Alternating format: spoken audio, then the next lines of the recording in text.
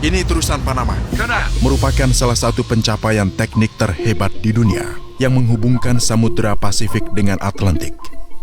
Menghemat waktu perjalanan berbulan-bulan. Awalnya perusahaan Prancis berusaha membangunnya pada tahun 1881. Perusahaan yang sama membangun terusan Suez dan mereka mencoba menggunakan pendekatan serupa di sini. Rencananya adalah menggali kanal sepanjang 82 km. Tapi mereka gagal karena subhanallah, musuh kecil tapi kuat, nyamuk. Nyamuk. Wilayah ini punya medan terjal, tidak seperti dataran di terusan Suez. Hutan. Tertutup hutan, hujan lebat, tanah lumpur dan nyamuk. Selama 8 tahun, hampir 22.000 pekerja meninggal akibat penyakit seperti malaria dan demam kuning. Hutan Panama. Setelah itu, perusahaan berhenti dan bangkrut. Lalu muncul skandal korupsi keuangan dan administratif, dikenal sebagai skandal Panama. Prancis menjual hak dan peralatan mereka kepada Amerika yang sebelumnya berencana membangun kanal di Nicaragua. Kanal melewati Nicaragua. Saat itu Panama masih bagian Kolombia Raya. AS tanda tangan di perjanjian dengan Kolombia untuk bangun kanal itu, tapi Kolombia membatalkan dan AS dukung pemberontak Panama untuk pisahkan dari Kolombia.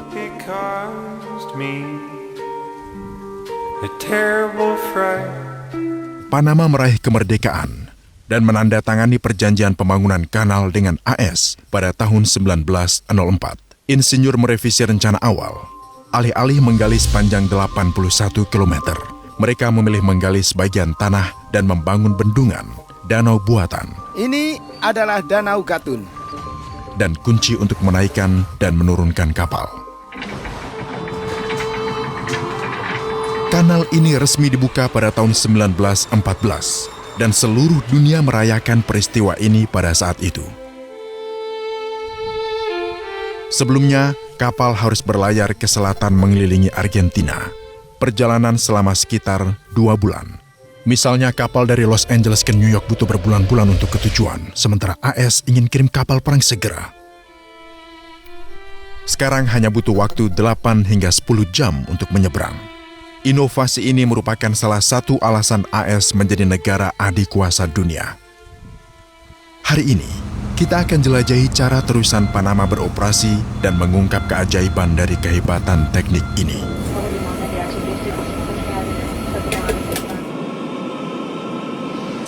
Lihat, ini patung untuk hormati pekerja yang membangun terusan Panama. Kita memutuskan untuk mengikuti terusan dari awal hingga akhir. Kita akan mulai dari sini. Bisa lihat kapal itu? Dia habis tinggalkan terusan Panama itu. Ini terusan Panama. Dia tinggalkan Samudra Atlantik, ini Samudra Pasifik. Jarak dari sisi ini ke sisi lainnya 82 kilo. Lihat, hidup terusan Panama. Itu kapal yang melewati kunci ketiga. Mereka para turis, lihat, semua datang untuk ini. Ini Samudra Atlantik, kapal masuk dan melewati gerbang pertama, lalu yang kedua, ketiga, lalu berlayar melalui danau buatan ini di tengah, dan dari sana kapal mulai turun tuh, mencapai permukaan Laut Pasifik. Tapi bagaimana kapal naik dan turun karena ada perbedaan ketinggian tuh. Itulah intinya. Jadi sekarang seperti yang kau lihat, perahu itu akan turun pada saat ini. Selanjutnya saat permukaan air mendekati tahap berikutnya, dalam hal ini yaitu lautan. Jadi mereka akan membuka kunci, lalu perahu akan menyeberang menuju Pasifik dan menyelesaikan transit. Kau bisa lihat pergerakan airnya. Itu karena di belakang bilik terdapat sejumlah pipa. Pipa itu berfungsi untuk memindahkan air dari satu bilik ke bilik lainnya. Seperti yang kau lihat, kolam-kolam di sepanjang kanal memasok air dari bawah tanah untuk mengangkat dan menurunkan kapal ke permukaan danau dan sebaliknya. Lihatlah air di sana, lihat kan? Mereka sedang memindahkan airnya untuk mengisi ruang bagi kapal yang akan datang berikutnya. Dan semua ini dikerjakan menggunakan gaya gravitasi. Karena itu terusan Panama sangat menakjubkan. Kita sedang naik mobil sekarang, teman-teman, untuk menyeberang dari situ, dari Samudra Pasifik ke Samudra Atlantik. Kita ikuti kapal ini saat bergerak. Kapal-kapal memasuki Danau Gatun. Air danaunya itu Berasal dari air hujan, mereka bangun bendungan untuk bisa menampung air hujannya di danau ini. Danau ini merupakan danau buatan terbesar di dunia.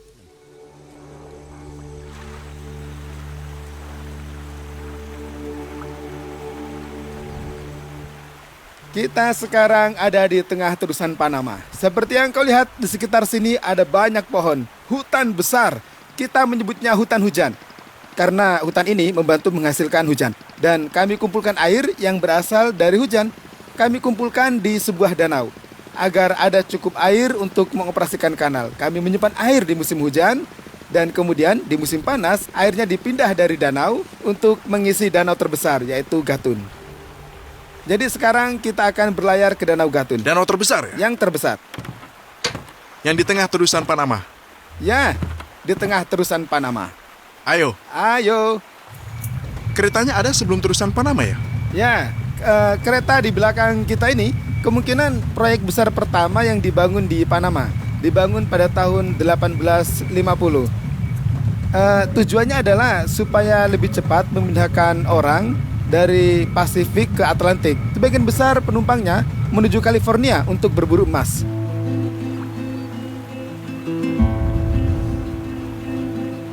Di sebelah kanan terdapat Samudra Pasifik dan di sebelah kiri terdapat Samudra Atlantik. Sekarang kita 27 meter di atas permukaan laut. Bayangkan, ini permukaan laut dan ini permukaan Danau Gatun, ya.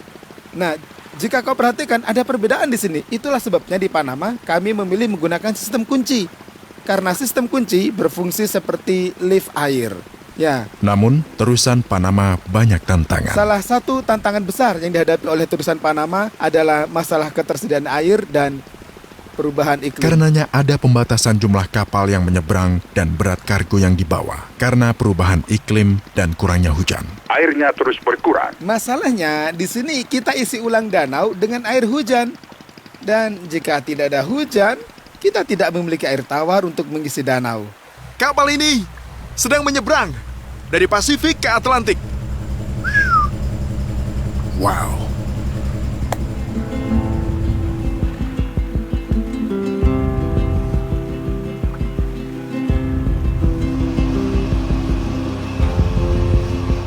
Kau suka hujan?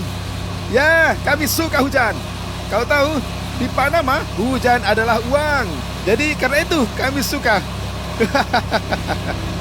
Kita suka hujan! Kita suka hujan.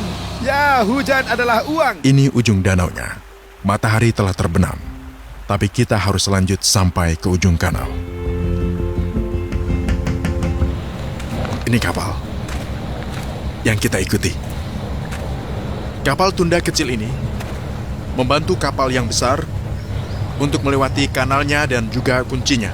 Setelah seberang danau, kapalnya mulai turun untuk sampai ke Samudra Atlantik. Dadah!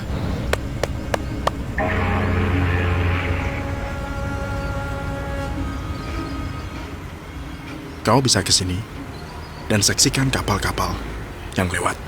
Bahkan bisa lihat gerbang bekerja.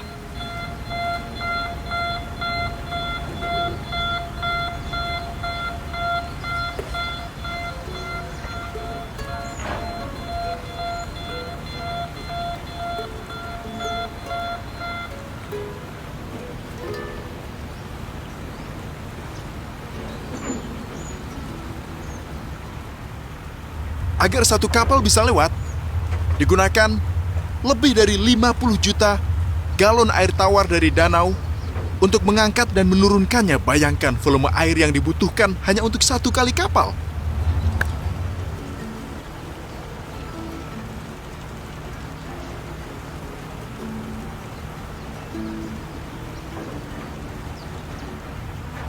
Apa pendapatmu?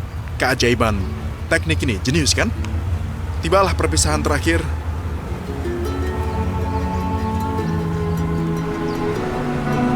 Ayo!